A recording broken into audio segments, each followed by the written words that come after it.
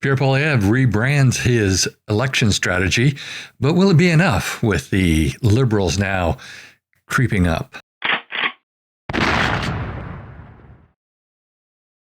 Welcome to my channel, y'all. I hope you're having a great day. Well, Donald Trump confirmed before the Super Bowl, day before yesterday when you're seeing this, that he is serious about having Canada become the 51st state. Well, we'll see about that. But Pierre Poilievre had a response to that.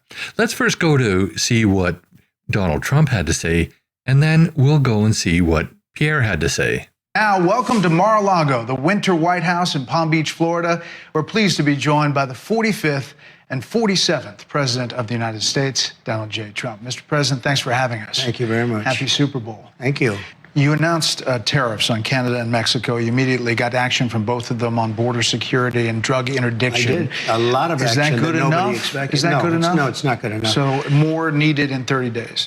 Something has to happen. It's not sustainable. And I'm changing it. You know, the Prime Minister said this weekend to a group of Canadian businessmen, he was at a private meeting, he said that your wish for Canada to be the 51st state is a, quote, real thing. Is it a real thing? Yeah, it is. I think Canada would be much better off being a 51st state because we lose $200 billion a year with Canada, and I'm not going to let that happen. It's too much. Well, here's the thing, Donald Trump. I don't think that Ontario or Quebec would ever vote to join the United States. The only possibility that you have is to convince Alberta and British Columbia and Saskatchewan to join. And then maybe the other provinces will come. But there's also another thing you have to worry about is Americans, they don't want Eastern Canada to become a state because that would shift the balance of power to the Democrats, and it would be a long time before any Republican got reelected as a president. So there's that you have to consider. But Pierre Poilievre had a response to this, and let's go and play his response right now. Thank you very much for being here, everyone. It's a nice warm day. I'm enjoying working on my tan.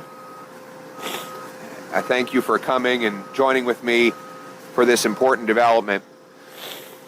Canada's Arctic is under threat. Here are the facts. In the fall of 2022, the Canadian military found and retrieved Chinese monitoring buoys in the Arctic. And just last summer, a Canadian warship on patrol encountered a Chinese polar research vessel in the Bering Strait of Alaska. Off Alaska. Despite its borders being approximately 1,500 kilometers from the Arctic Circle, China now considers itself to be a, quote, near Arctic state. The Department of National Defense last year also noted, and I quote, Russia continues to modernize and build up its military in the Arctic, investing in new bases and infrastructure. It also possesses robust Arctic naval presence with submarines, surface combatants, and an icebreaker fleet much larger than those of other Arctic powers. The Pentagon also warned of potential Russian action in the Arctic, including jamming GPS satellites.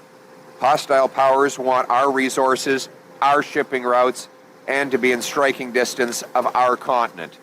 Let me be clear. The Canadian Arctic belongs to Canadians, and Canadians will take back control of their Arctic waters, Arctic skies, and Arctic land. So that was pretty much the theme of the press conference. He goes on to talk about all the upgrades and all of the infrastructure projects that he has planned for the North. And he's making it very clear that we are going to assert our sovereignty up in the North, that he's not going to put up with the Chinese or the Russians infringing on our sovereignty. But he's also saying that he's not going to let the Americans take over as well, because later in this press conference, he lets the news reporters know that we're going to increase our military presence so that nobody can push us around. And he alludes to the fact that we haven't been doing enough over the past few decades. After 9 years of liberal incompetence and disdain, our military is weakened and our allies no longer respect us. Our safety, territory, and trade with the U.S. requires we take back control of our North. This gigantic area makes up 40% of our land mass and 75% of our coastline. Now, he's mentioning that it was just been over the last 9 years. I would argue that it's been a lot longer than that. I would argue that all of the governments ever since, well, I've been paying attention since Pierre Elliott Trudeau, that we haven't really spent enough on our military, but that's beside the point. Now, he goes on to talk about how he's going to strengthen the infrastructure and the military up there. And let's take a look at that. We need to become self-reliant and protect our interests and our sovereignty. That's why I'm announcing today part of my Canada First plan to take back control of the Canadian Arctic. One, we will double the size of the first patrol group of the Canadian Rangers from 2,000 to 4,000 Rangers. The Canadian Rangers provide self-sufficient mobile forces to support the military. They often report suspicious and unusual activities while providing local knowledge and expertise to the broader Canadian forces. Two, we will acquire 2 additional polar icebreakers for the Royal Canadian Navy. These icebreakers will be on top of the current icebreakers that Seaspan and Davie shipyards are already building for the Coast Guard. The Liberals have promised these 2 heavy icebreakers, but not said when they will deliver them. I will deliver the Coast Guard icebreakers by 2029. And they will be on top of the 2 new Navy icebreakers that I just mentioned. So to sum up, under our common sense conservative plan, Canada will get 2 new heavy icebreakers for the Coast Guard and 2 new heavy icebreakers for the Canadian Navy. 3, the Canada First plan of the Conservative government will build Canada's first permanent Arctic military base since the Cold War. It will be CFB Iqaluit, right here in this community. The base will host the Royal Canadian Air Force Wing. It will launch F-35s as fighter jets. It will also provide a place to launch and land Poseidon P-8s that will deter threats and carry out search and rescue, anti-submarine warfare, intelligence, surveillance, and reconnaissance work. The Royal Canadian Navy and Coast Guard could also continue to use Iqaluit's seaport as a base of operations to conduct maritime surveillance and icebreaking in Canada's Northwest Passage and beyond. It would also help NORAD detect, deter, and if necessary, destroy any incoming threats. It will fuel local economic development, transportation, and infrastructure. All of these improvements will be funded by dramatically cutting foreign aid, a lot of which goes to dictators, terrorists, and global bureaucracies. We've got enough problems at home. We've got our own backyard to protect. We can't be sending billions of dollars to other places. Often much of it is wasted and stolen and swallowed up by bureaucracies that act against our interest. I will be bringing our money home with massive cuts to these wasteful and corrupt foreign aid grants. And that's something I've been saying since the first Trudeau government, Pierre Elliott Trudeau, because he was always sending money abroad as well. I don't think that we should send any money overseas, especially when we have so many problems here at home. And I think that Pierre is right on the money as far as this goes. It kind of sounds like DOGE, doesn't it? And the dismantling of USAID. We will also go ahead with the already planned defense update NORAD modernization plans that include, among other things, advanced air-to-air missiles, air-to-air refueling aircraft, upgrades at the forward operating locations in Inuvik, Yellowknife, Goose Bay, and of course the new base here in Iqaluit. Other upgrades include early warning aircraft, northern operational support hubs, new submarines to replace the failing Victoria-class fleet, tactical helicopters, and a new satellite ground station in the Arctic. Common sense conservatives will deliver all of these things faster than the current Liberal plan by cutting red tape and delays. If we are to be a sovereign, self-reliant nation, we must take control of our north, secure all of our borders, and stand on our own 2 feet. We cannot count on the Americans to do it for us anymore. This is a reality. This is the wake-up call. And if he does all that, we will get to our 2% GDP spending requirement that NATO requires us to do quite quickly. Matter of fact, I think we'll blow right past that. We might even get closer to the 5% that Trump is talking about, because this is a lot of money that he's discussing here. And I like the fact that he's going to cut foreign spending, as I said before. So that sounds really good to me. And let me comment on President Trump's remarks yesterday.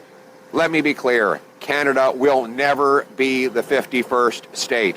We are a proud, sovereign, and independent country. We are a patriotic people, and we will defend our future and our independence. Now, I think a lot of that will satisfy Donald Trump because of what he's been talking about subsidizing our Canada and having all of these $200 billion subsidies, which I think is a little bit out of whack. I don't believe it's that much.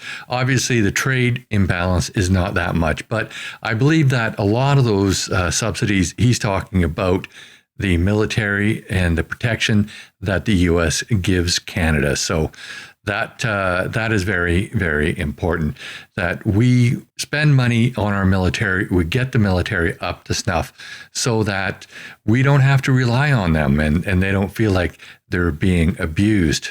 But will the Conservatives even have an opportunity to implement this plan?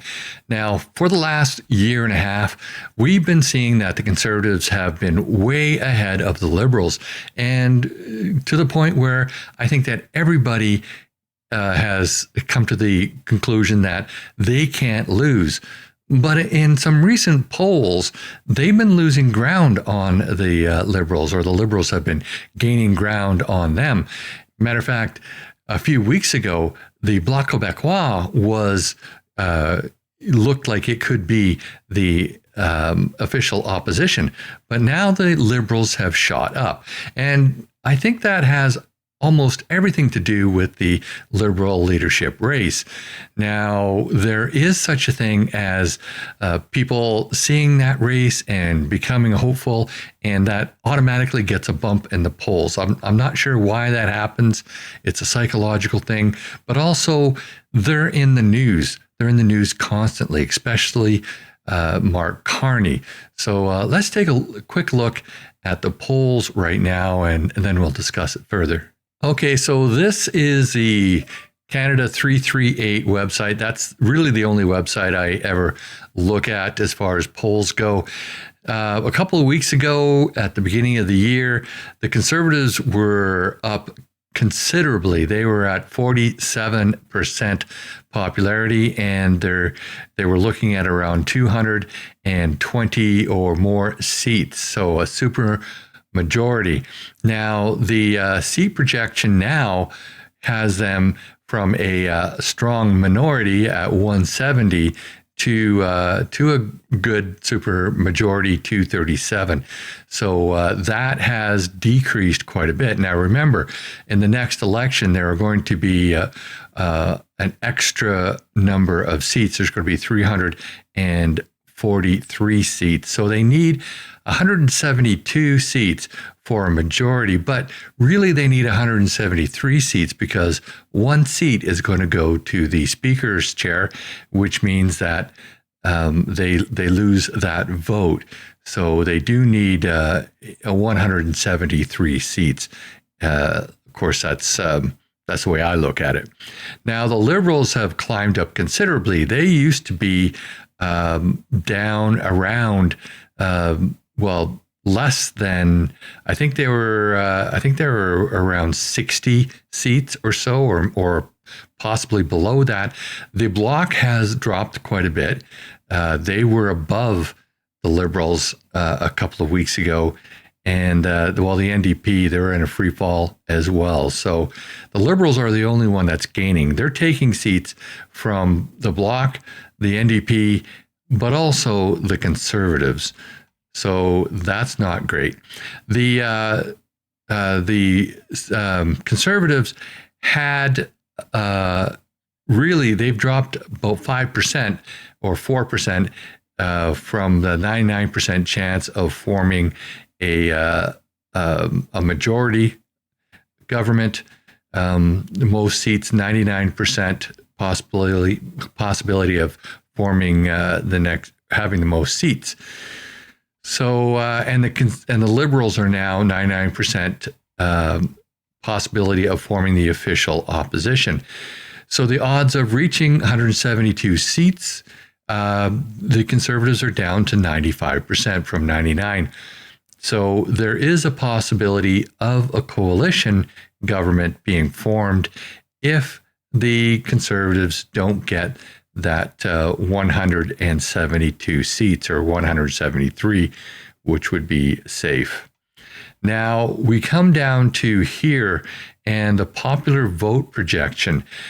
We see here that it has dropped from basically from about November 17th back down to where it was on November 17th. And the Liberals have jumped up, though, above where they've been probably since since the beginning of last year. So they're hitting year-long highs here, and the Conservatives are dipping a little bit. So 42% of the popular vote, which means that there could be other things happening now in the seat projection, because the popular vote, remember the last two elections, the Conservatives actually won the popular vote and they still didn't form the government.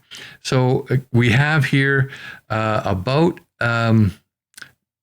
we're still above where we were this time last year, but it's coming down, and the Liberals are above where they've been for over a year. So that is a little bit of a concern. But again, it's the Liberal race that's doing it. And we know that when there's a change in leadership or when there's a race going on, that gets a lot of news attention, and their candidates go up because they're in the news all the time. So they get a boost in the polls. We saw that with Kamala Harris until she got in and was basically assigned the nomination for the Democrats.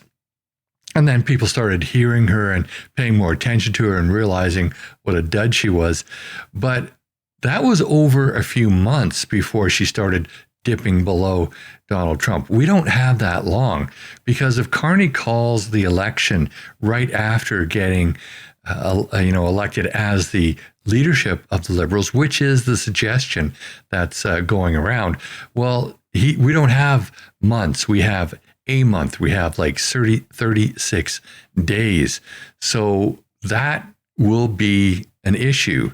Will he still be riding that bump in popularity that you get during a leadership race? So that's of concern to me, because really, if the Liberals pull out a win, a Hail Mary, and they actually win another minority or majority government, which I don't think would be possible for a majority government. But if they pull out a win in the next general election, I can't see Canada staying together.